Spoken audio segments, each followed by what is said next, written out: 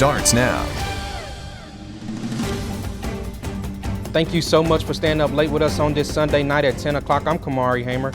The streets are a little cleaner in Leake County after a drug operation. Sheriff's deputies and investigators have been working very hard to end drug trafficking and other types of criminal activity. As a result of these operations, the Leake County Sheriff's Office seized 852.8 grams of methamphetamine, 878.3 grams of marijuana, 4.7 grams of fentanyl, $6,040 in drug money, 8 illegally possessed Xanax pills, 11 illegally possessed Suboxone strips, and 4 illegally used firearms. The Leake County Sheriff's Office says all of this was made possible because of teamwork between deputies and investigators. The law enforcement agency also says they will continue to protect all citizens and make sure neighborhoods are safer. Well, a woman is behind bars right here in Columbus facing an aggravated DUI charge. Haley Cole is being charged with aggravated DUI in a fatal crash involving a motorcyclist. On October 3rd, 39-year-old Haley Cole was charged with aggravated driving under the influence for a fatal traffic collision that happened back on September 26th. Around 10:30 that same night, Columbus police officers responded to reports of a motor vehicle accident on Highway 69 South. The preliminary investigation showed Cole was driving southbound when she collided with a motorcycle being driven by Santonio Pierre Harris. Now, Harris was pronounced dead at the scene. Following the investigation, Cole was taken into custody and charged in connection with this crash. She has been released from the Lowndes County Adult Detention Center on a $250,000 bond. Well, a 38-year-old man is facing prison time for attempted murder. On October 3rd, Lamarius Harris pled guilty for trying to murder Jerry Lucas Prayer. Senior Circuit Court Judge Paul S. Funderburk sentenced Harris to a 40-year sentence, and the Mississippi Department of Corrections 20 years were suspended, meaning the suspect has to only serve 20 of those years. Judge Funderburk also ordered this sentence to run consecutive to an earlier conviction of felon in possession of a weapon in which Harris was sentenced to 10 years in prison for. Harris has been sentenced to serve a total of 30 years in prison. After he is released, he must complete 5 years of post-release supervision. All right, time now to check in with our meteorologist, Michael Sokel, for a first look at tonight's weather. So, Michael, it has been very dry lately. Would that change anytime soon?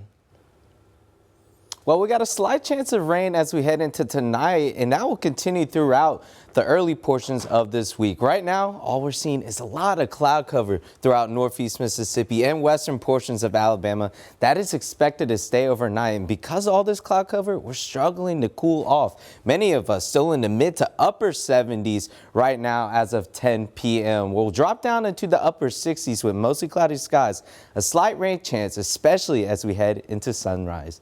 Back to you, Kamari. Thanks, Michael. Well, a group of men are cycling for a cause. Starting in Memphis, they will travel more than 500 miles to raise awareness for cancer. WCBI'S Charity Johnson was there when they stopped in Vernon. A group of cyclists set out from Memphis on an annual ride to raise awareness about cancer. Chuck Bolton is one of the founders of the Ride to Rosemary. For him, the journey is personal. I've lost a lot. Lost my mother-in-law to cancer. My wife is a cancer survivor, and I've lost my son. Bolton says the idea for the ride came during a difficult time in his life. His friends never left his side. 2 of them came to see me and said, "What are you going to do when you're through with this season of your life?" I said, "I'm going to get on my bike and ride to Rosemary." And they said, "We're in." That ride started off with just 9 cyclists. 15 years later, that number has grown to 72. Over the years, Bolton says the cyclists have become family, and the journey has also become an outlet for stresses of life. It's really important we raise money and awareness for cancer patients, cancer treatment, but it's really soul care for these men. After leaving Memphis, the cyclists first stopped in Tupelo on Saturday. They stopped in Vernon for lunch on Sunday on their way to Tuscaloosa. Vernon City Clerk Don Dollar says it's a joy to welcome them every year. It's been a tremendous blessing. You know, every family's got cancer somewhere, somehow. The ride also raises money for the Memphis-based nonprofit, the Breast Cancer Foundation. The final destination of the ride is Rosemary Beach in Florida. A team travels with them to provide aid and to prepare meals at every stop. Hog Wild AMF Catering has been with them since the beginning. What West Cancer Clinic is doing and what these riders are trying to do for them is very, very important. And if we can play a small role in that, we want to be a part of that. When it's over, the riders will have traveled close to 525 miles. And the group also meets monthly for their faith, and they train throughout the year for the big ride. They have raised more than $2 million for the West Cancer Foundation over the years. They plan to reach Florida on Wednesday. Well, thousands of people came out for what's known as the biggest free block party in Mississippi. The 7th Avenue Heritage Festival kicked off Friday afternoon and lasted until Saturday night. From live entertainment to vendors, the event was packed with a lot of fun activity. Rick Don't Go Mason was the MC for this event. We're having our own Black Wall Street this weekend, and vendors came out in droves. They've been trading their goods and services this weekend. It's fun, and it's for the community, and they have good entertainers, and it's very entertaining. So I'm always come back to support my community. And the first 7th Avenue Heritage Festival took place over 40 years ago. Organizers say they are grateful for the community's support. And those who attended the 7th Avenue Heritage Festival also got a chance to see a piece of history being unfold. A second marker for the Queen City Hotel was unveiled at the beginning of the festival on Saturday morning at 10 o'clock. This hotel is a huge part of the history of the Golden Triangle. It was the only hotel where African Americans were allowed to stay in within 100 miles. The Queen City Hotel was founded in 1909 by Robert Walker, and it served as a hub for the African American community right here in Columbus, hosting notable people like B.B. King and Duke Ellington until its demolition in 2007. Well, some of you came together in Starkville to learn how to defend and protect yourself. Stick around and I'll tell you more about it right after this short break.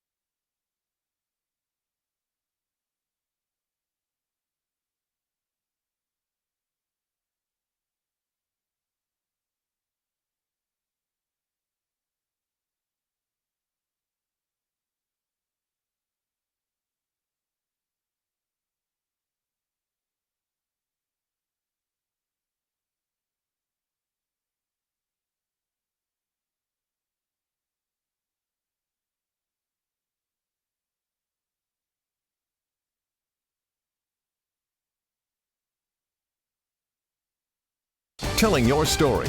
This is WCBI News at 10. Welcome back in. A local business is stepping up to teach the community some valuable lessons and trying to prevent someone from being a victim of an assault. The Downtown Martial Arts Academy held a self-defense clinic this weekend. Now, those who attended this clinic got a chance to learn different techniques on how to protect themselves. Some of those techniques included escaping and striking skills, as you can see right there on your screen. The instructor of this class, Doug Bedsall, tells WCBI this was all to provide an introduction to the skills and strategies needed so people can protect themselves and their loved ones. While homecoming elections on Mississippi State's campus are in full effect, MSU student and Take 30 reporter Molly Tannehill shows us how students are campaigning and how you can help spread the word. We have homecoming queens and kings running right now. All those that are on the ballot are out here tabling. And then we have all of our senators from like Panhellenic to freshmen to transfer, Shackles, Honors College, like just some senators that represent those kind of sections of our Senate are out here campaigning. Campaigning on the plaza is no joke.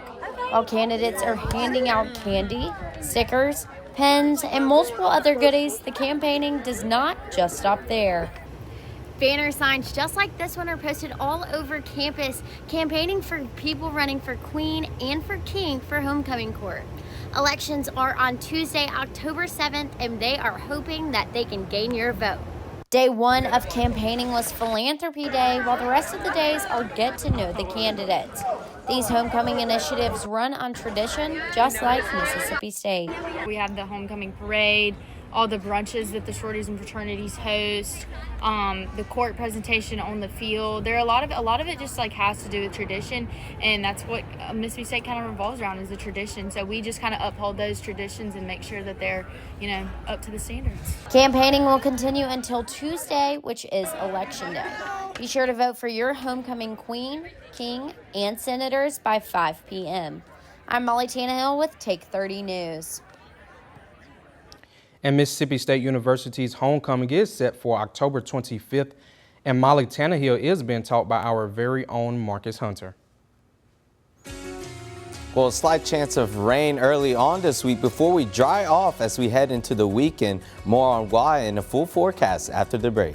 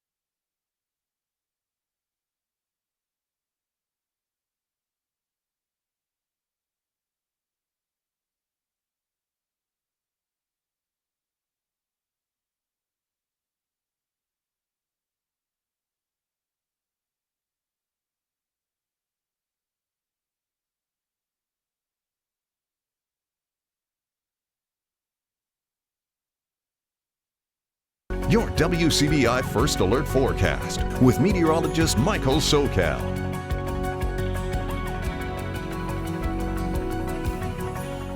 Well, things are pretty quiet right now. Live look out at Columbus with our Mama Justice cam, and you can tell just very quiet conditions overall, but most of the area is seeing a lot of cloud cover, and because of that, we're struggling to drop down in our temperatures. Most of us are still in the mid to upper 70s. Notice Starkville 79 degrees, West Point at 77, a little bit cooler up to the north, Iuka at 72 degrees, Corinth at 73. And overall, as we head into tonight, we're going to drop down into the upper 60s. Those clouds are going to stick with us.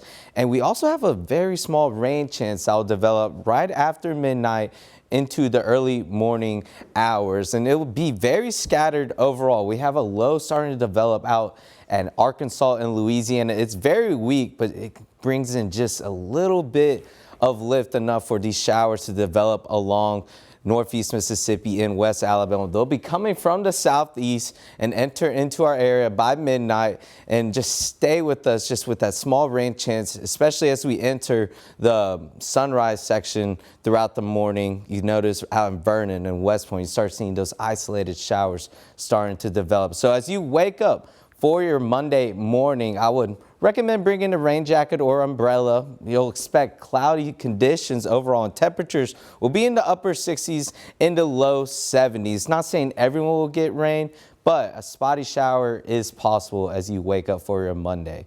Overall, throughout the week, spotty showers and storms are possible early on during the week before a cold front pushes through late on Tuesday going into Wednesday, and that'll dry us off as we head into the weekend. We have a 30% chance of rain all the way through Wednesday, but then that cold front pushes through, things drop off tremendously, leaving us very nice as we head into the weekend. And overall, the rain coverage will be mostly to the east, out towards the Alabama-Mississippi state line. Notice around 2 p.m. you start seeing these showers and storms pop up near Aliceville, approaching Macon, and that will continue off to the northwest throughout the day, throughout the afternoon, and then they'll continue on as we head overnight. This low is just pretty stubborn, and it's going to crank in a few showers and storms throughout the day overall. But after Wednesday, things will be looking nice as temperatures drop into the low 80s by Thursday.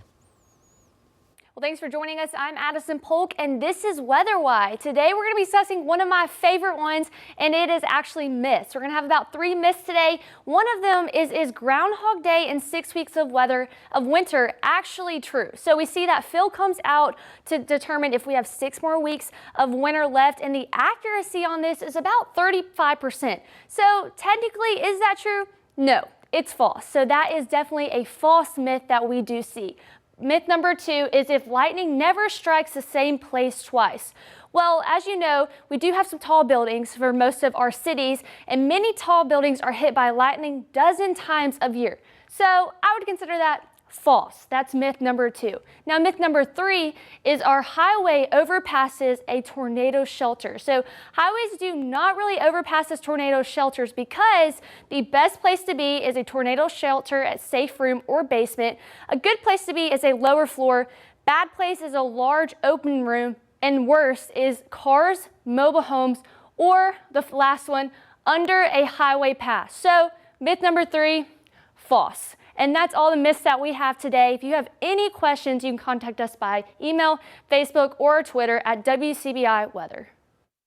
Weather-Wise is brought to you by 4 County Electric Power Association.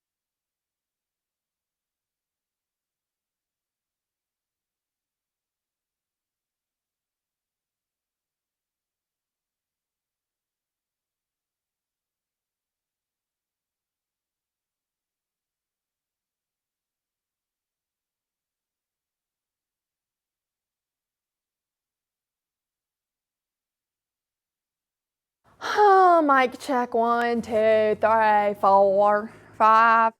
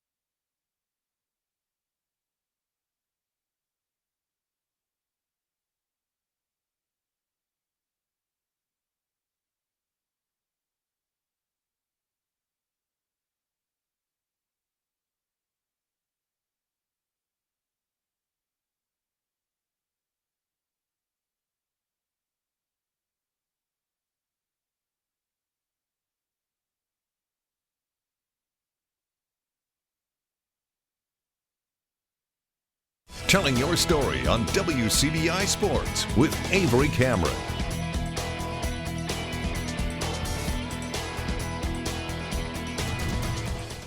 Well, Mississippi State football dropped their 14th consecutive SEC game on Saturday in College Station to number 6 Texas A&M. And although they struck first and early, the offense struggled to get anything rolling the rest of the night. Let's take a look at how it all unfolded.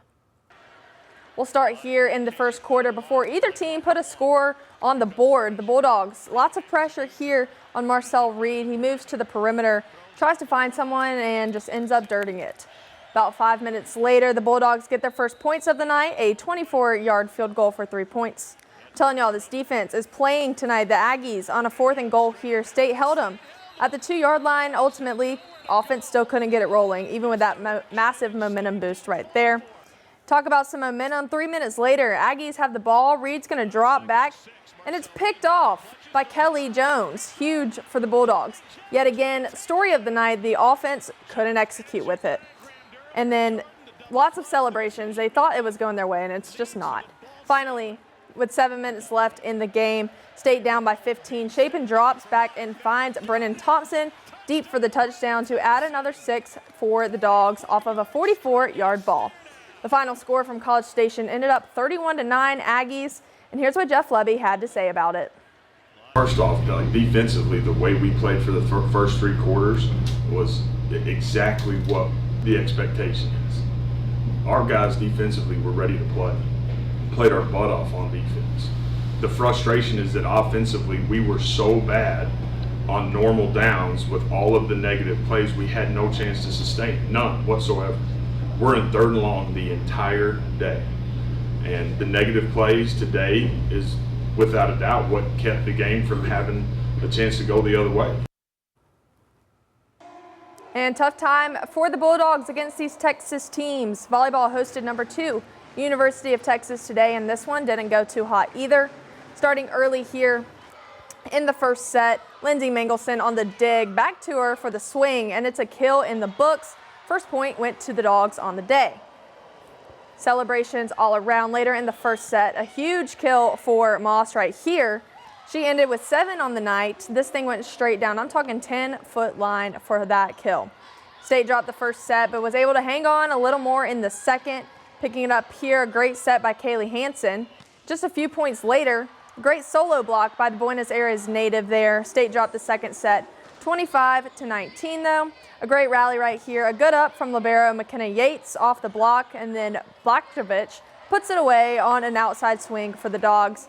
Mississippi State ended up dropping all 3 sets today, falling 12-2 and 2-2 in the SEC. The Dogs will travel to Arkansas for their next SEC matchup. Sorry.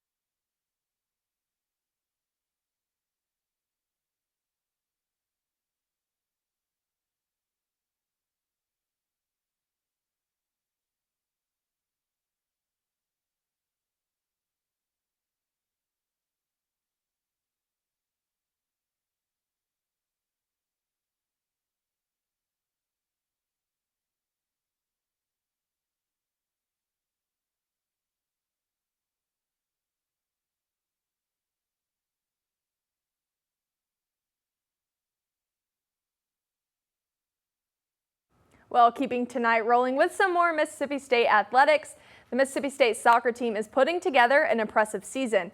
Still unbeaten at home, and while the action on the field has been strong, one Mississippi State University student found the energy in the stands might be just as important.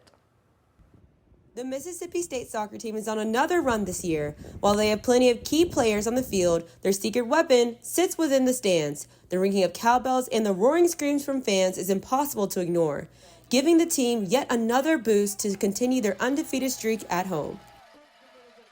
I think these members coming out and seeing the strong support of the fellow students, cheering them on, shouting their name, they feel very supported. They feel like they're seen. I think that's definitely contributed to them doing well so far for this season. The fans are sure to do their job in the stands, and the ladies make sure to take care of business on the field. As team success continues to rise, players are also beginning to emerge as leaders. One player is using her skills and community spirit to help her step into a new role. Kennedy Husbands has played in all 10 games this season, and even last year as a freshman, she played in all 22 games. Last season, she was only one of 7 players to play in all 22. These past 2 years, from a lot of seniors to now more of me, like as a role as being more of a impact and just being higher up on the team. So just being able to showcase my talents to everyone. Confidence, great leadership, and even greater community engagement is what helps the team take their game to the next level. Husband and her teammates continue to show their growth every time they step onto the field. With fans fueling every play, the Bulldogs are proving support can truly change the score. With WCBI Sports, I'm Mary Alexander. Well, that story was put together by Mississippi State student Mary Alexander. She's telling stories like these as a part of her multimedia journalism class. The Bulldogs are back in action tonight in Fayetteville, Arkansas, taking on number 7. The final score there was 4-2 Razorbacks as the Bulldogs move to 9-2-1. We'll be back after the break.